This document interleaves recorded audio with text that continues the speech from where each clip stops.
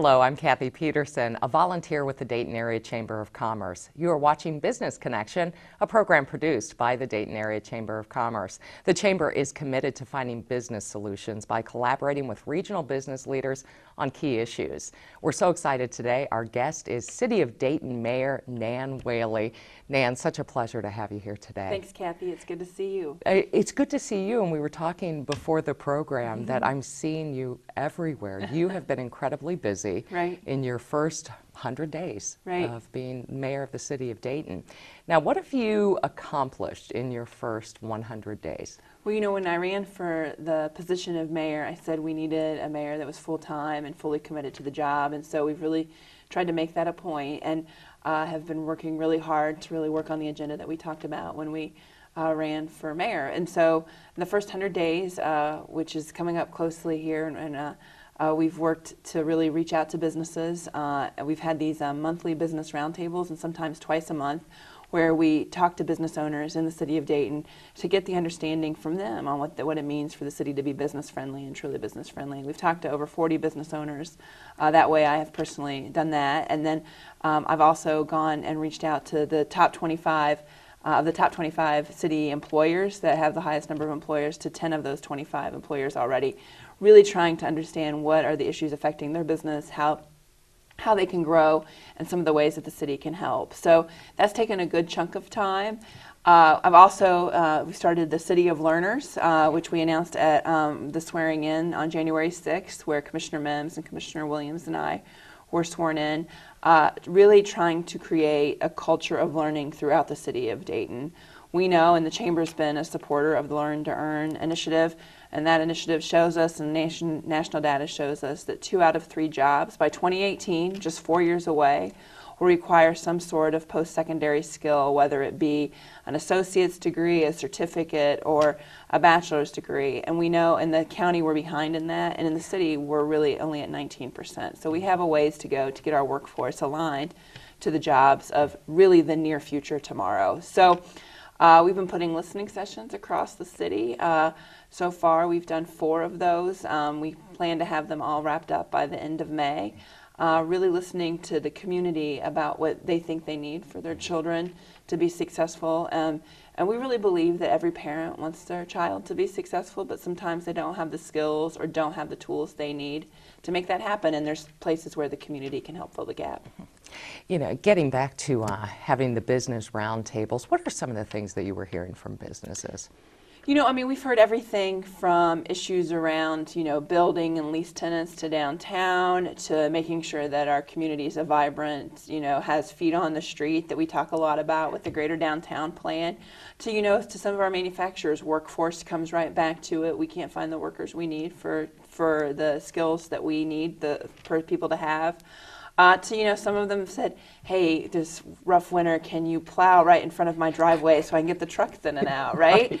So it's been a wide variety, but really listening to the business community about why they choose Dayton, what would make them stay in Dayton, and what was the business decision for them to be here. And I mean, at the end of the day, we know that that's what is driving their discussion.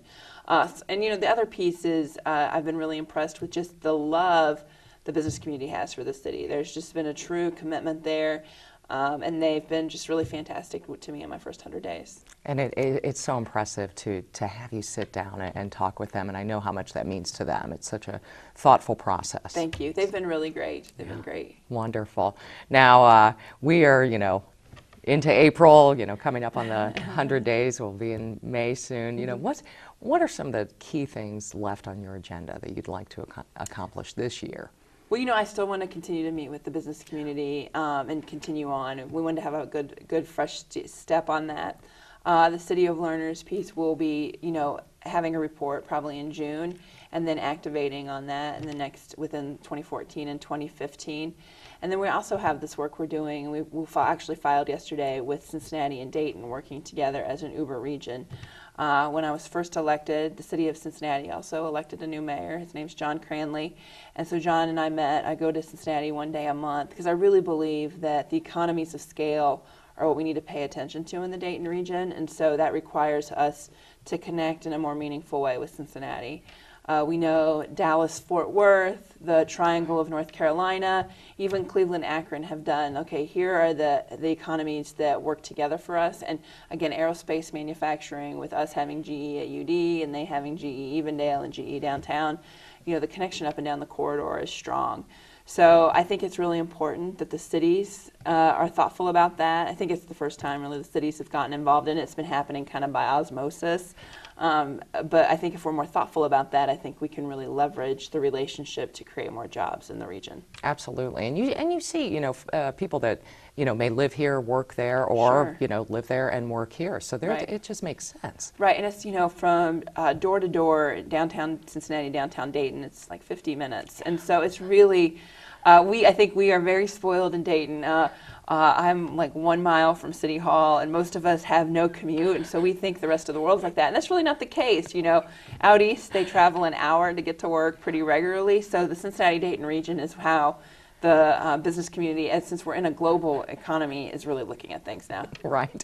I have been, you know, just to Columbus and sitting in traffic, and Right. it makes me appreciate our transportation system, you know, being able to get around so easily and quickly. Absolutely. You know, yesterday we just had the chamber was there as well with the U.S. Department of Transportation. Secretary Anthony Fox was in town at the county building. Yes. And we were talking about the you know, our big dig, which is the 75 redo, and how it is ahead of schedule and is saving money. But you know, that connection for us will be, I think, will really put us in just fantastic position, because I mean, no other community really has such easiness and ease of travel as Dayton does, frankly. Absolutely. Now, getting back to, you mentioned the K through 12 initiative as obviously a key initiative. K through 12 education is a key component. You know, we talked about that with workforce development and development of a workforce pipeline for the Dayton area business community. Can you expand a little bit on your education initiative? Sure.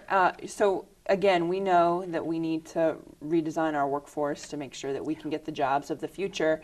And we also know that there's pipeline pieces that affect how that will happen. It just doesn't happen magically when you graduate high school. So, you know, making sure our kids are kindergarten ready when they come to kindergarten, that they can be ready to learn, and making sure that our kids too can pass the third grade reading guarantee. And you know, this year the state has made a rule that if you can't read in third grade, you stay in third grade. And so right now in the city, that's 40% of our children are not able to go, or not ready, frankly, to go to the fourth grade. And so that's, you know, really both a crisis and an opportunity for us to really work to engage, to make sure that they can learn to read. Because we know from K through 3, you learn to read, and on you read to learn. And so just doing social promotion doesn't work out, because you'll always be behind, especially in that third grade reading guarantee. And then we also know the 9th to 10th grade transition is a huge indicator of high school success and postgraduate success. So making sure that our kids can transition well there. And then, you know, being graduating from high school, so remediation won't be needed at Sinclair or anywhere else, that you go right to Sinclair and are able to learn.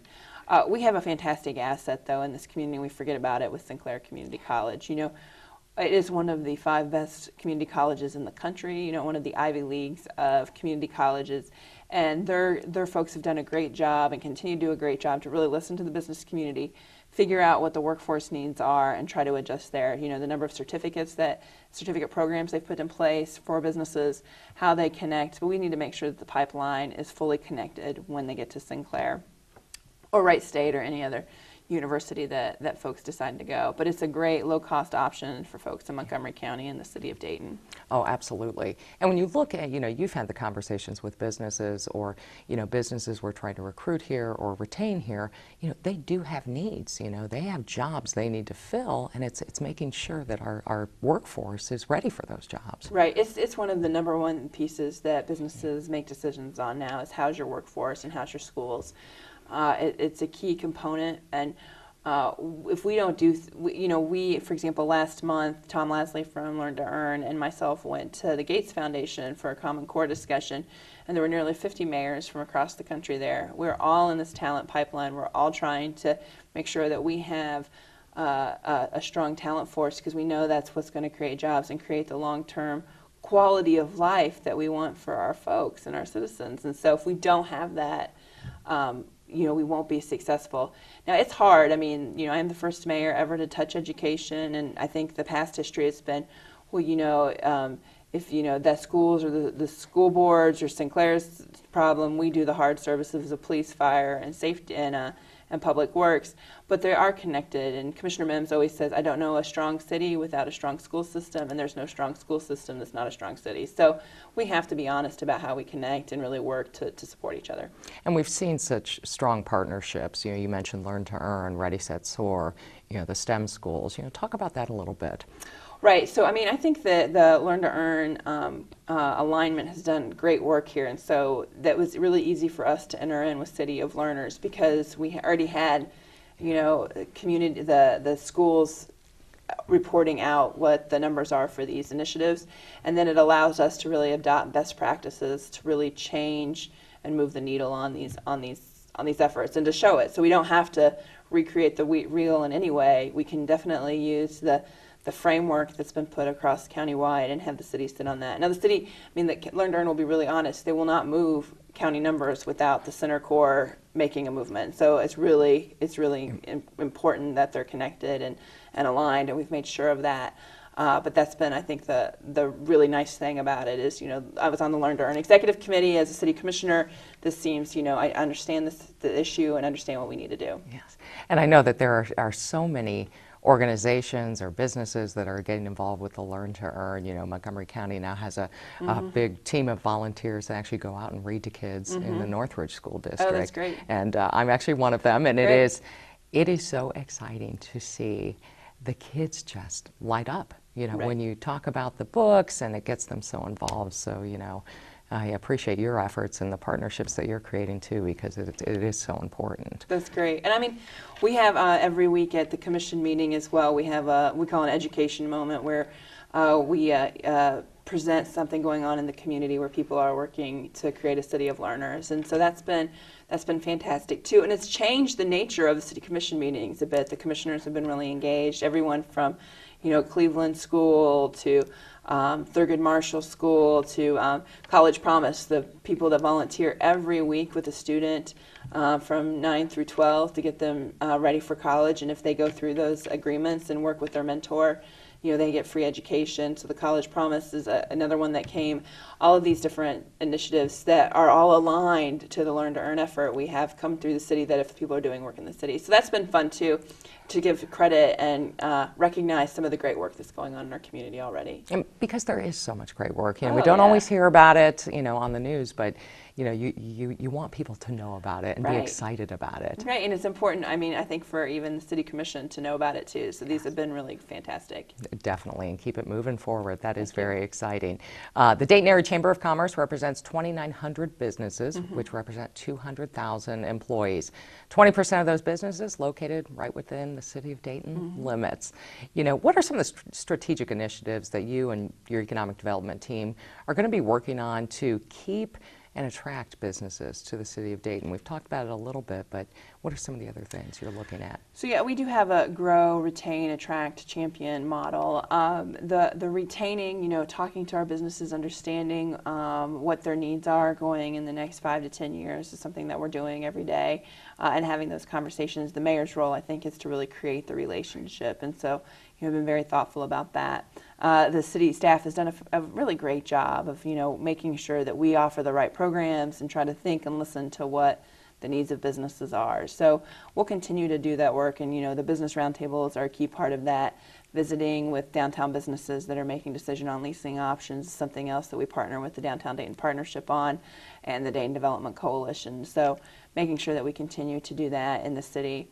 The Attract model, I think, is really a regional effort, and so we play with the Dayton Development Coalition as well as the Chamber in that effort around our assets, right? So like our water is a huge asset for businesses that use a lot of water, like software companies or soft drink. They all have the word soft in them, soft drink or breweries. And so we, this past couple years, what we did is we actually went to southwestern America where there is no water and went to some of these conferences where they have high water uses and started to make them think about Dayton. It's a long-term strategy, but we've targeted around 150 companies and CEOs to have that conversation. Now there's other decisions that they make their mind up just like any other business, but we know that there will be water shortages across the country, and we want to be poised to be able to capitalize on that. And so I think that's what we do to attract.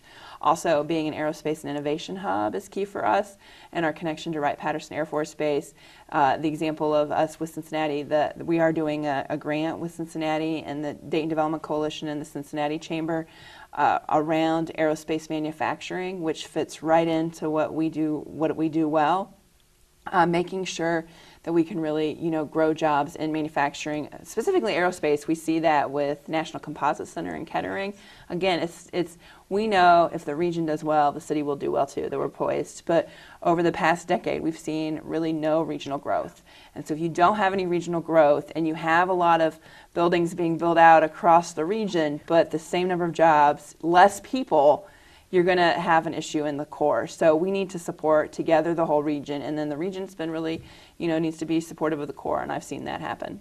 And we have so many assets within the downtown core. Oh, right. And we're seeing that too with some of the development on Water Street. Oh, yeah. The Water Street development's a great example where, really, we have the Greater Downtown Plan that we've worked in partnership with Mike Irvin and the Downtown Dayton Partnership, really this live, learn, work, play environment.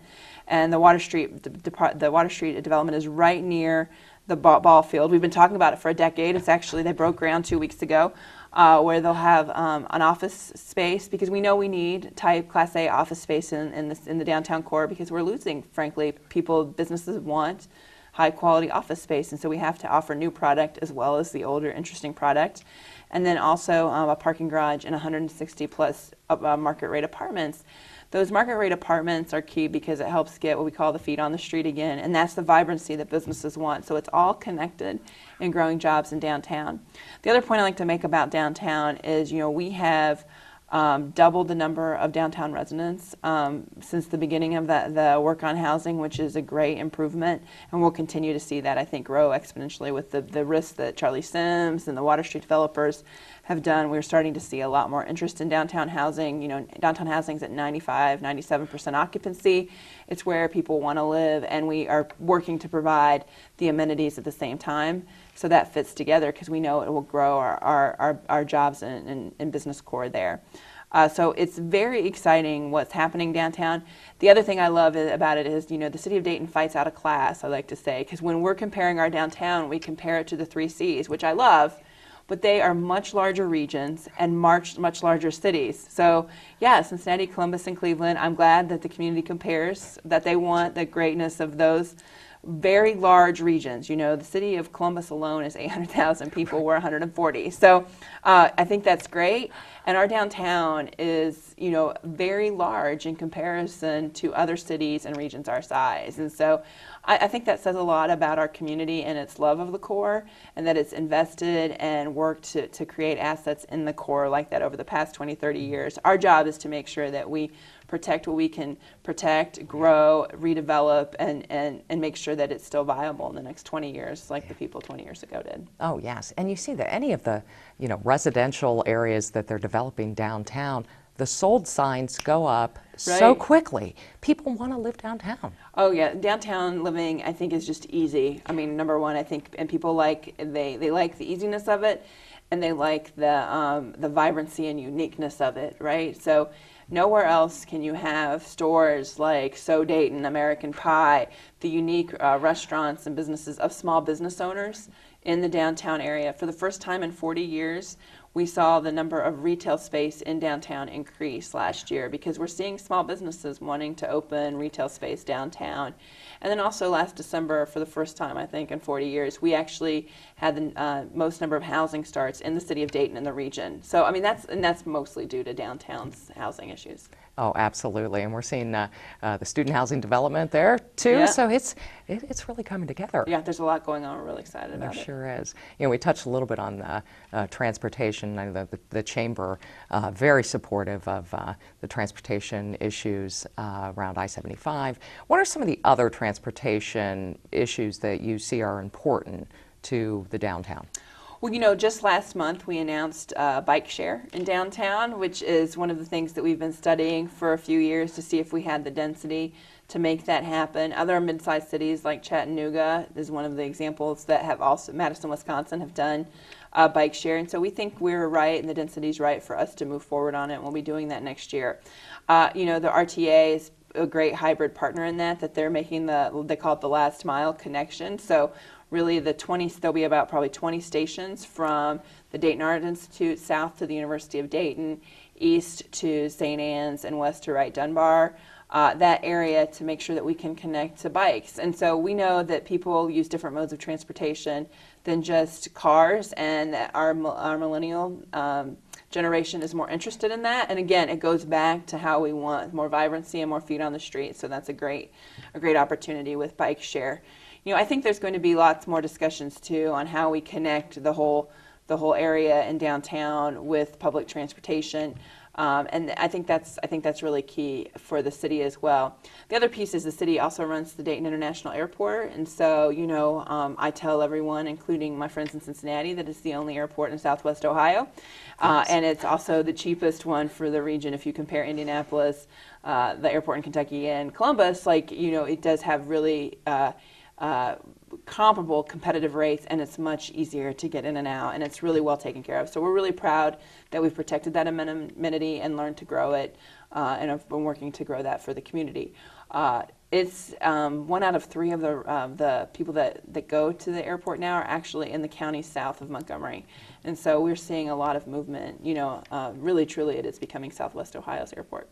Oh, it absolutely is, and I love the slogan, easy to and through, because that is so true. It is true. Yes. It is true. Someone tweeted at me last week that they, you know, parked, got through security into their gate in like 8 minutes. So, I mean, you can't beat that anywhere else. It is. It is just so easy. And, you know, there's not I guess the huge, you know, congestion there. You know, it runs very smoothly. Right. So, yes, and with the parking garage, too, that's right. great. We're really pleased with the parking garage, and lots of people really love it, and it's sometimes full is one of the issues I hear, so we're trying to work on some ways to work with that. And you know, really trying and really listening to what business and the community needs on the airport, because we know it's such a key driver as we continue to grow business, even along the 70-75 corridor, because we have the airport. We pay close attention and work with the county on that. But also, you know, it's a great job creator for us. Oh, absolutely. Before we go, you know, what do you love most about Dayton? Well, you know, I really love the 60-plus neighborhoods across the city. I think that there's real diversity in the kind of community we have in the city. And I love that everyone in this region has something that really ties them to the city. And so I think that that's the piece that I really, really do love. The thing I love the most about being mayor in the first 100 days is I really love young girls that come up to me and tell me they're going to be mayor, and that's my favorite part. And I was a little surprised by it, but I just love the energy and excitement from young women from like 6 to 18 telling me. So I tell them I'll keep the seat warm for them as they get there. That's right. Right. Oh, City of Dayton Mayor Nan Whaley, thank you so much for joining us. You've been watching Business Connection. I'm your host, Kathy Peterson. Now stay tuned for a message from the Dayton Area Chamber of Commerce. Today's show is a great opportunity to hear about some fresh ideas and perspectives for our core city. In today's world of 10-second sound bites, there just isn't enough time to listen to more details about how the City of Dayton can expand and increase its own role as an important part of the region in business, entertainment, recreation, and services. Our new mayor, the Honorable Nan Whaley, will share with us her plan on how we can make Dayton an even better place to live, work, and play. Our chamber, the only chamber of commerce that is headquartered in Dayton, represents hundreds of Dayton businesses that have invested great sums in their employees, plants, and equipment. Our role is to make sure the needs of our business community are represented in the halls of government. We fully understand that no one organization can do it all. No government, no association. The key is a continued working relationship between these entities. There are times when we may not always agree on the issue or tactics, but we overwhelmingly agree that the most important aspect of our partnerships is to make sure our employers and citizens are successful. No hidden agendas, just what's best for our communities. The Chamber welcomes the new mayor's ideas, enthusiasm, and passion for the many issues that face our core city and the region. a collaborative relationship between business and government seems the most logical way for all of us to achieve our goals.